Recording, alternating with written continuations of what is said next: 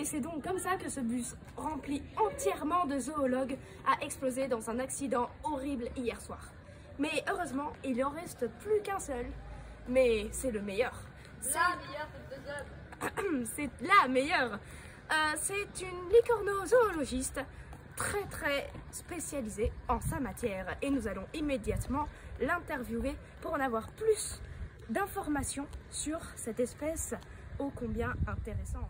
Donc nous nous retrouvons avec le spécialiste. La spécialiste. Très bien. Comment vous appelez-vous déjà? Andrea. Jeanne Andrea. Très bien. Et donc, pourrez-vous nous parler plus en détail de cet animal si particulier?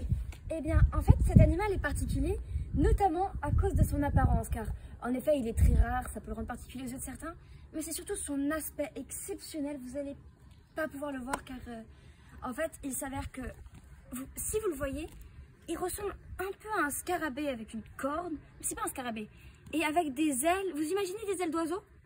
Vous prenez des ailes d'oiseau, vous les trempez dans de la peinture rouge, vous les faites réduire comme les têtes réduites, vous les collez sur un scarabée, et en fait, la seule chose qu'on peut voir de ce scarabée, ce sont ses petites ailes, car tout le reste de son corps est entièrement en couleur infrarouge, pas visible à l'œil nu.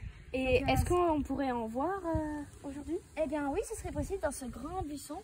Si vous voyez deux petites ailes roses qui se baladent, c'est sûrement la licorne d'Éthiopie. Très bien. Je suppose qu'il faut être très discret. Oui, il faut être très discret, car en fait cette espèce voue une haine séculaire aux humains depuis que quelques siècles auparavant. Ils ont été pourchassés pour leur broyer les cornes et les testicules afin d'en faire une sorte de baume onctueux. Mais cette haine n'impliquerait donc pas qu'ils aient une conscience? Eh bien, le concept de conscience en soi a été inventé par les humains pour définir quelque chose qu'ils ne sont pas capables de comprendre.